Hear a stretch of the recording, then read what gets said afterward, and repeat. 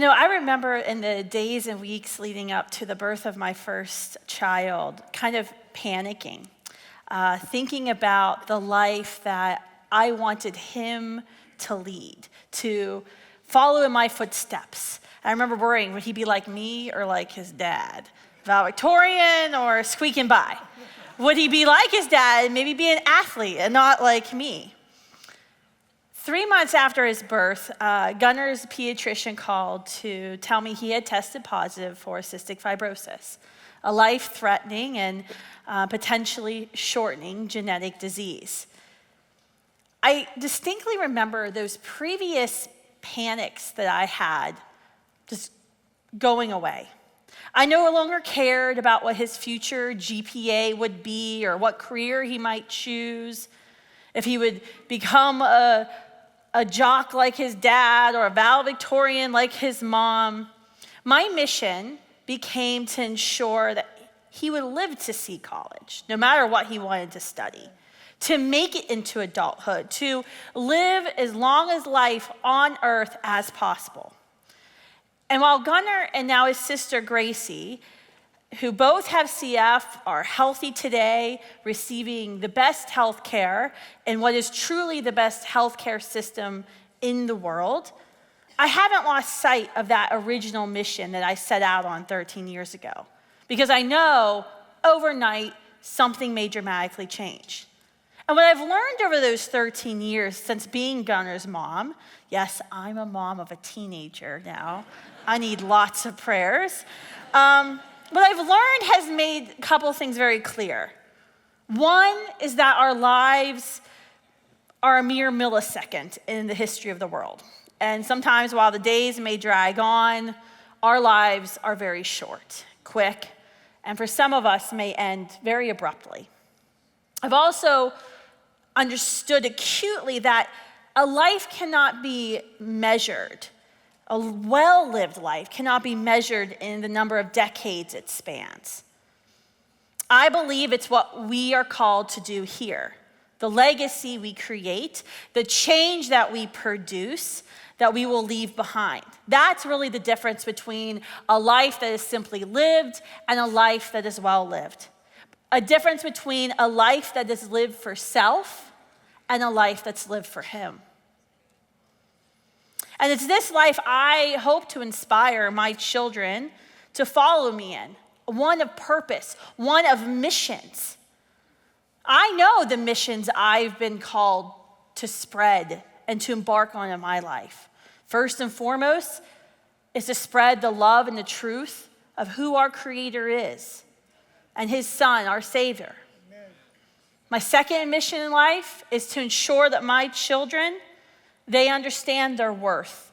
They know love and peace and joy and fulfillment. To hopefully get to the point where we are one day reunited. And my third mission in life is to abolish the violence of abortion. This is an act that takes place 100 times every single hour of every single day in our country. And it's this mission that I've flown here to California today to talk to you about. In fact, I'll only be here for about 2.5 hours, so, hope you're ready and got a snack. Okay. It's a mission that I pray I can convince you to take seriously. That despite what your fears may be, what the inadequacies you may think you have, you will leave today knowing it's a mission worth fighting for, investing in. And it's a mission that will leave your life well lived. It's a mission that in a state that's obsessed with abortion, we need each and every one of you to claim as your own. Friends, I have to tell you, if you're ever at the March for Life, and I know it's difficult to go to Washington, D.C. in January, being in Southern California, but if you ever get to the March for Life in Washington, D.C. in January, you will see that this is a mission worth fighting for. This is a mission that has movement, that's going places, because you will be surrounded by a sea of hundreds of thousands of young people. And you can feel it. You can see it with your very eyes. Nearly 15 years ago, I was asked to leave my career in politics to launch a brand new entity, Students for Life, because we knew we had a problem in college campuses. Young people were polling consistently pro-abortion. Planned Parenthood was running unopposed on our nation's campuses. Young people weren't joining our movement, the greatest human rights movement of our time.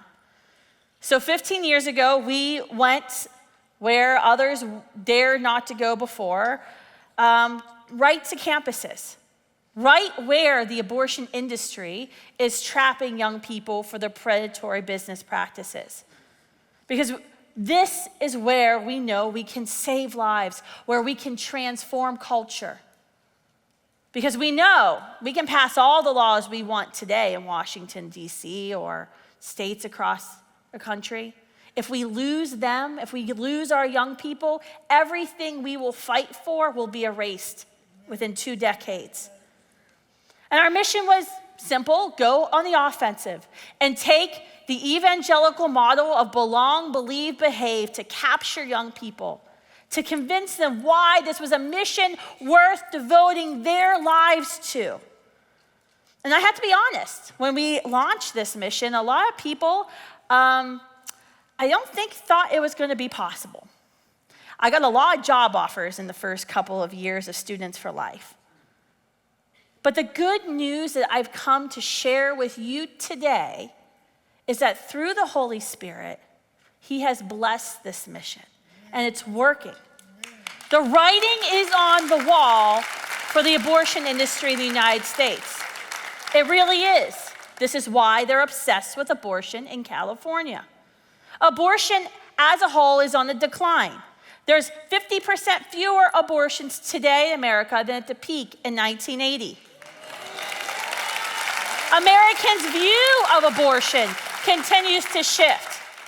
While young people are inundated with wokeism, while they aren't going back to church, there's a lot of things to be concerned about when we look at the data, how young people feel about Christianity and the Christian worldview.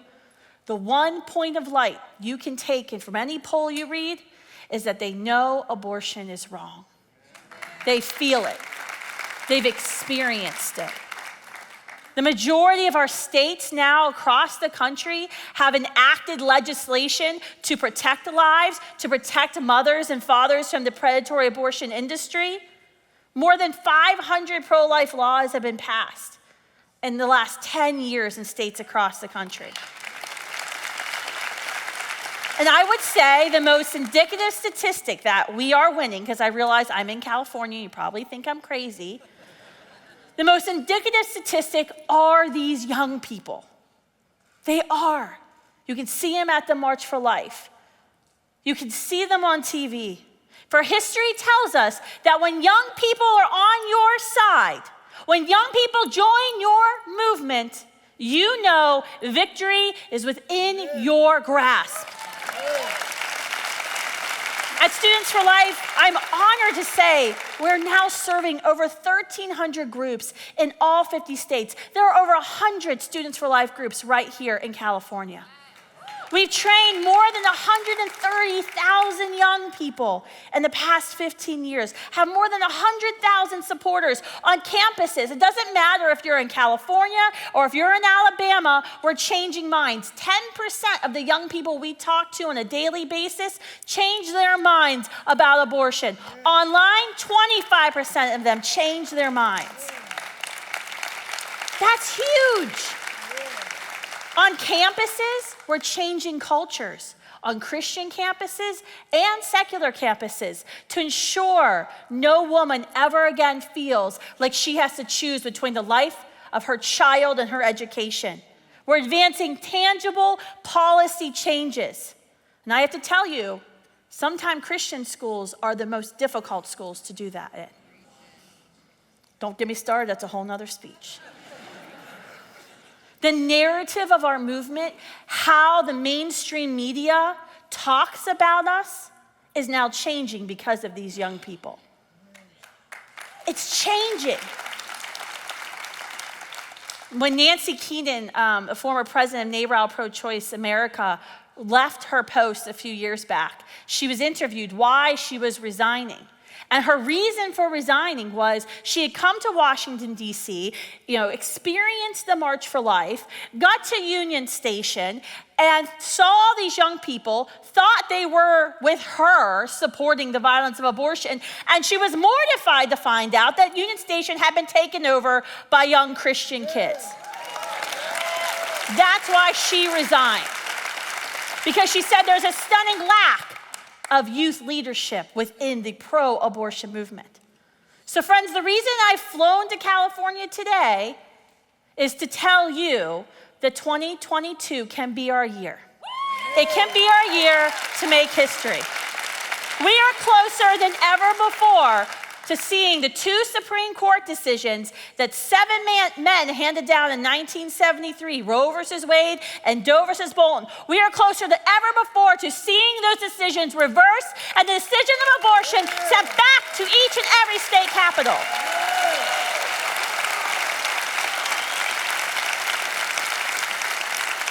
Now, we all know our fight is not going to end there. I've already got a 50-state plan. It keeps me up at night, and I think my husband wishes I would just take some NyQuil. We have a 50-state plan because we've got to now work, and we will be working state by state to make abortion unavailable and unthinkable, to make sure no woman ever again feels like abortion is her only option, her empowerment, or her celebrated choice. We can make history in 2022. But only if you're all in. Only if you use the nanosecond of time that we have together today to reassess where each of your talents and your experiences, your stories can be applied to this movement. Only if you commit right here, today, to doing more than you've ever done before, to claim this mission. Because I have to warn you, seeing victory this year is not going to be without sacrifice or toil. Those who advocate for choice, who advocate for abortion, who advocate for, let's call it what it is, violence, they are more determined than ever before. And there's no state that this is playing out in than right here. Going so far as to threaten police officers to actually just investigate the death of a child after he or she has been born? 30 days, AB 2223. You know they are desperate when they are actually living out what their philosophy is. They're living it out, friends. I was reading a Washington Post article the other day where Planned Parenthood's own president came out and said, yeah, they probably are just going to start calling themselves pro-abortion. Do you know how many times I've got yelled at on a college campus for saying that those who support abortion are pro-abortion? They get very angry. Which, it makes my point, because if you don't like abortion, if you like it, why don't you like being called it? But they're actually now going all in. They're calling it what it is. Not choice, not reproductive rights, abortion. In Sacramento, they're playing this out perfectly.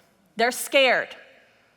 They're scared for the day that we know is coming near. They fear it so much. They live in fear. And we have to keep perspective. Why do they fear this day? They fear it. She fears it because she remembers her abortion. And she remembers that unsettling feeling she had in her gut when she was having her abortion. But she remembers suppressing it, putting it aside because her boyfriend, her parents, or somebody at her church told her it was the responsible decision to go ahead and have an abortion. She suppressed those feelings about abortion. And she fears in America that's sent her to an abortion facility now is going to reverse course. That will confirm those feelings that she has had all along. of what her abortion really was: murder for hire. We literally live in a nation surrounded by walking wounded, by women and men who were deceived, who were preyed upon, those who profited from their despair, who were told abortion was their only solution, who were told that they had to kill the very being they created in order to survive. Friends, that's what makes them more determined than ever before. They have to be all in. They have to be all in. And we've seen this. We've seen this at the Women's March in Washington, D.C., where Students for Life jumped in front of the Women's March, the big one in 2017. Our students, I actually had to pull our students out of the Women's March because the women who are the age of their grandmothers were hurting them. We saw this when Justice Kavanaugh was confirmed to the Supreme Court, and the women rushed to the Supreme Court, who were banging and clawing at the doors of the court. We're going to see this again when the Supreme Court reverses Roe versus Wade.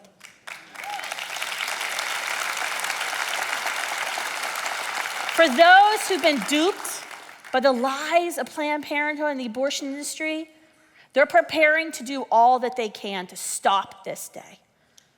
Right now, they're waging a campaign under wokeism to silence and intimidate all of us. On college campuses, this looks like discrimination, vandalism. We take little fetal models of children in the womb. I can't tell you how many thousands of dollars I have to spend this year just to replace the fetal models, because simply having lifelike models of a child irritates them. It's frustrating to them. On campuses, I now have to employ 2 security guards. When I was at University of San Diego, a Catholic school right before Christmas, we had 250 students surround the building I was in and chant the entire time I was inside so no one inside could hear my message. We have social media giants like TikTok, which just completely wiped out all of Students for Life's accounts. Why? Because there was a video of me debating a student on campus. There was no pictures, there were no mean words, there were mean words directed towards me. There was no violation of community standards. It was simply truth. Truth was shown. What else are they doing? They're continuing to engage, win, and influence our elections for their own political power. This plays out in Washington, D.C. every year when they receive over $600 million of our taxpayer funds. Over $600 million. There's going to be a move in the next couple of weeks to the Department of Health and Human Services to redefine, you'll be hearing about this in the news, sex discrimination. The goal of this rule change, this new definitional change, will be to ensure that all of us as taxpayers have to pay for abortions up until the moment of birth and transgender hormone replacement therapy, because those are things relating to sex. And anything related to sex and not paying for them is discrimination. The Biden administration is literally tripping over itself to get more money to their allies who helped elect them. What else are they doing? They're changing their abortion model. We saw that here. They debuted it here in California. When in Sacramento for 3 years we fought to delay the bill, the SB 24, that now, as of this coming January, will mandate that every state university in California dispense chemical abortion pills.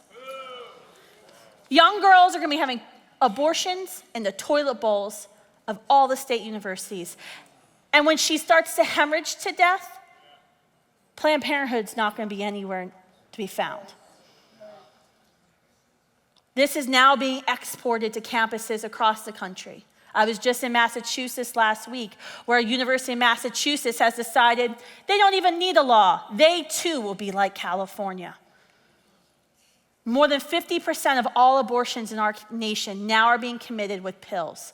Pills that are dangerous. 15% of those chemical abortions don't actually complete. She still has to have a surgical abortion. About 5 to 8% of those chemical abortions land her in the emergency room.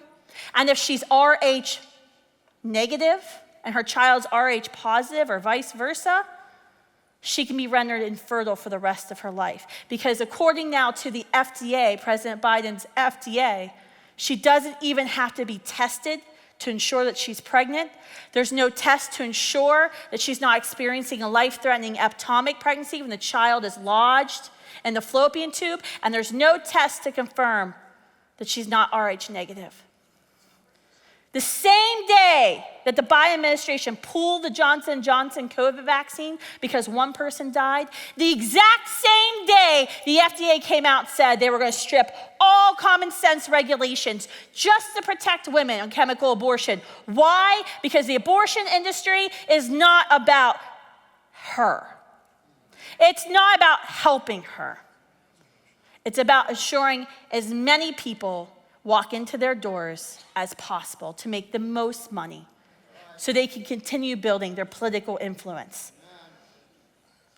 The other thing they're going to be doing, just this week, Planned Parenthood announced they're going to spend $16 million in the red states to scare Americans about what a post-Roe v. Wade America will look like. Friends, we've been knocking on doors at Students for Life for the past year. And the conversations usually are really easy because we're like, hey, we're not here for a politician. People come out and talk to us. And then we say, oh, but we want to talk to you about abortion. Doors sometimes slam. But we ask our neighbors. We've asked 117,000 neighbors in 20 cities, do they know about the nonviolent pregnancy resource centers in their communities? Do they know what's happening inside of the doors of the Planned Parenthoods in their communities? Everyone we talk to knows where the Planned Parenthood is. And they all know what the Planned Parenthood is about. 73% of the neighbors we've spoken to in the last year have never heard of a pregnancy center. Even though in many of the neighborhoods we're walking, you could drive in less than a mile and be at a pro-life pregnancy resource center. Friends, this is their scare tactic that they are now waging, the campaign that they are going to be waging. I mean, I came from Texas today to California, and you would be surprised. Like, there were women in the airport with business suits on their cell phones. Women in Texas are still women and still have rights. When I go to campuses, people are shocked that Texas, after eliminating nearly 65% of all their abortions with the Texas Heartbeat Act, which was enacted September 1st, people are shocked that women still have rights. The abortion industry is terrified because life has gone on in Texas. In fact, more life has gone on in Texas.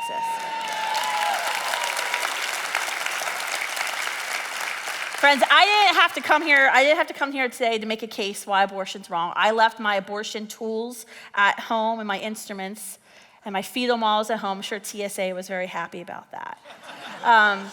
That wasn't my mission in coming here today. My mission is to ask you, the believers, to do something that's very hard. To claim this mission, to join it, to not just say you support it, to not just go to the pregnancy center banquet once a year, or maybe, retweet a pro-life video or graphic you may see on Facebook, but to actually join it. Despite what your fears may be, to join us. Because you can't live in fear. You can't live in fear. We as Christians are called not to live in fear. Because we know fear is not from our Creator. You have to conquer it. And you have to join this mission to stop the slaughter of 60 million more of our generation.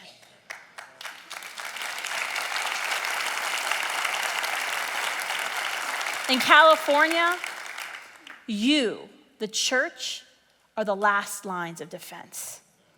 This is an abortion-obsessed state. And the nation is watching what you do. It's watching how you react, the mission that you engage in. I need you to claim this mission as your own. I need you to show America that no woman stands alone. That all that we do in the pro-life movement with our more than 3,000 pregnancy resource centers, more than 400 maternity homes, that we stand ready to stand beside her. And we've been standing beside her for 50 years. I need you to fight back against AB 2223 and everything else unholy that the California Future for Abortion Committee creates and promotes in Sacramento. I need you to show America what a comeback looks like. You have to show it. Friends, I believe I love history. And I believe when you look back in the history books and we study the movements of the past, there are always moments in those movements that determine success or failure. It comes down, I think, to a couple choices that are made. To fall back, to move forward, stay safe, or take a big risk, to play nice and make friends, or to call the shots like you see them. I never get invited to anything in Washington anymore. I think all of those movements came down to a few of those choices, where Americans had to claim it for their own, had to claim the mission for their own. And to be honest, I think some people claim that mission when they saw injustice, or maybe when they experienced it for the first time themselves. I think others had their mission thrown into their lap.